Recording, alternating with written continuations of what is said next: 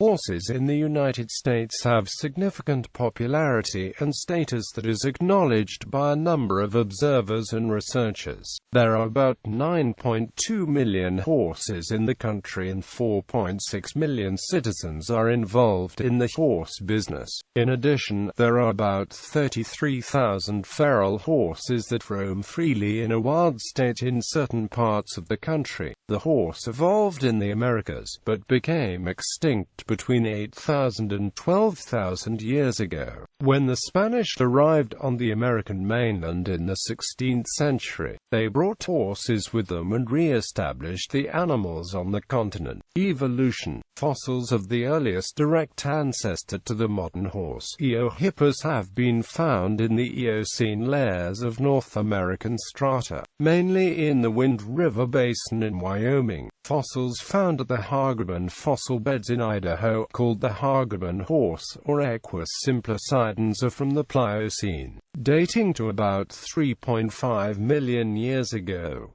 Paleontologists determined the fossils represented the oldest remains of the genus Equus.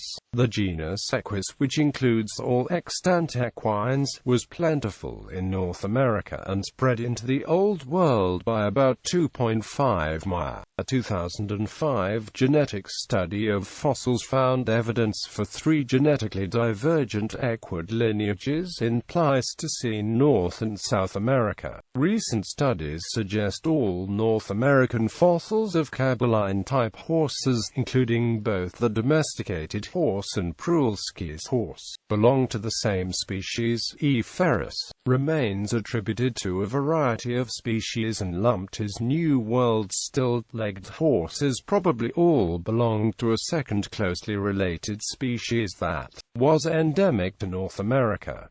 Digs in western Canada have unearthed clear evidence horses existed in North America as recently as 12,000 years ago. Other studies produced evidence that horses in the Americas existed until 8,000–10,000 years ago. Extinction and return. All equidae in North America ultimately became extinct, along with several other megafauna. The causes of this extinction have been debated, given the suddenness of the event and because these mammals had been flourishing for millions of years previously. Something quite unusual must have happened.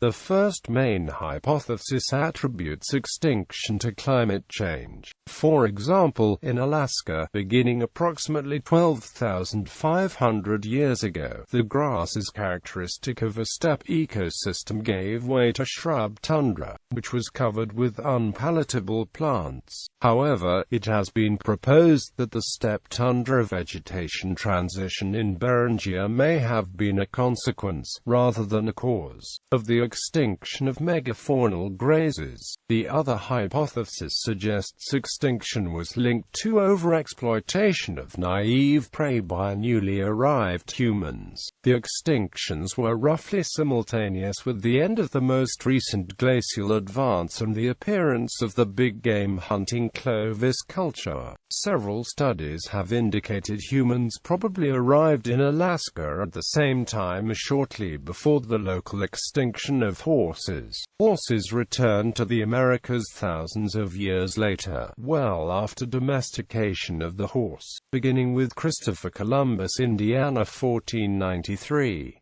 These were Iberian horses first brought to Hispaniola and later to Panama, Mexico, Brazil, Peru, Argentina, and, in 1538, Florida. The first horses to return to the main continent were 16 specifically identified horses brought by Hernán Cortés in 1519. Subsequent explorers, such as Coronado and de Soto, brought ever larger numbers, some from Spain and others from breeding establishments set up by the Spanish in the Caribbean. These domesticated horses were the ancestral stock of the group of breeds or strains known today as the colonial Spanish horse. They predominated through the southeast and western United States from 16th century until about 1850.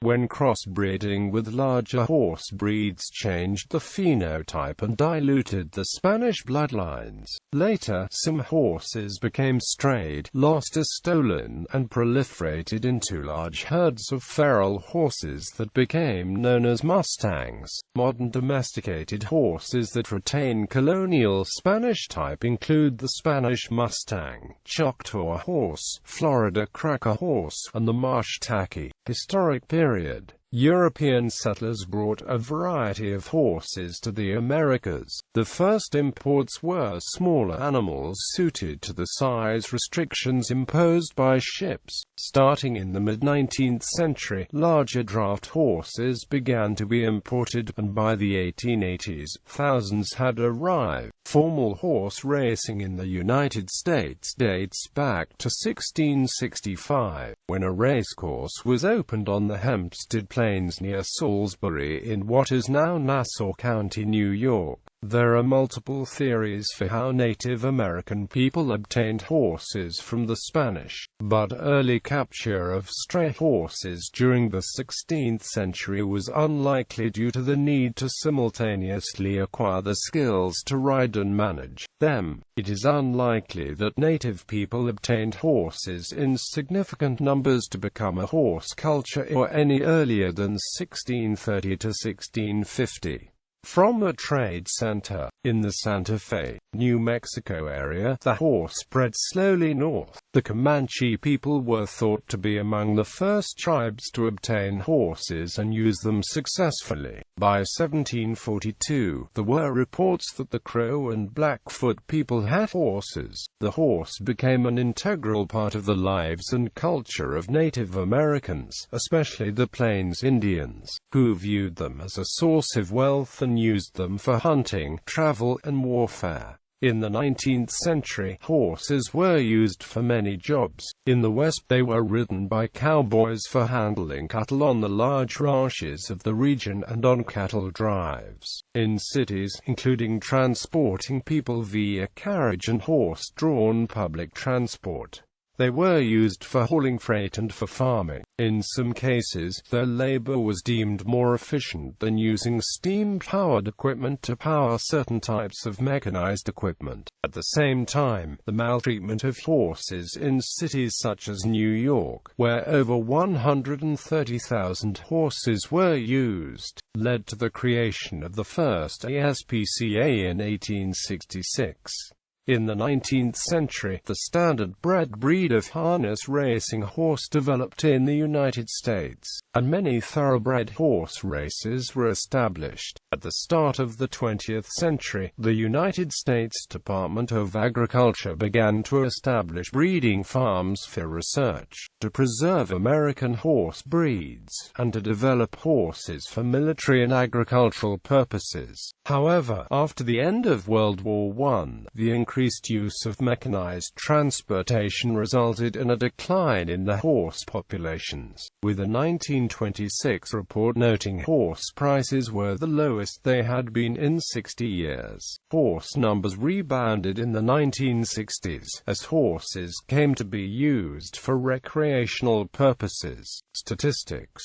In 1912, the United States and Russia held the most horses in the world, with the U.S. having the second highest number. There were an estimated of 20 million horses in March 1915 in the United States. A USDA census in 1959 showed the horse population had dropped to 4.5 million. Numbers began to rebound somewhat, and by 1968 there were about 7 million horses, mostly used for riding. In 2005, there were about 9 million horses. There are about 33,000 free-roaming horses in the western United States under the supervision of the Bureau of Land Management. Additional feral horse populations exist elsewhere in the United States, especially on several islands off the Atlantic coast, where the National Park Service oversees populations of the Banker horse in North Carolina, the Cumberland Island horse in Georgia, and the horses on the Maryland side of Assateague Island, home to the Chincoteague pony. In Canada, a similar Atlantic population is the sable island horse of Nova Scotia.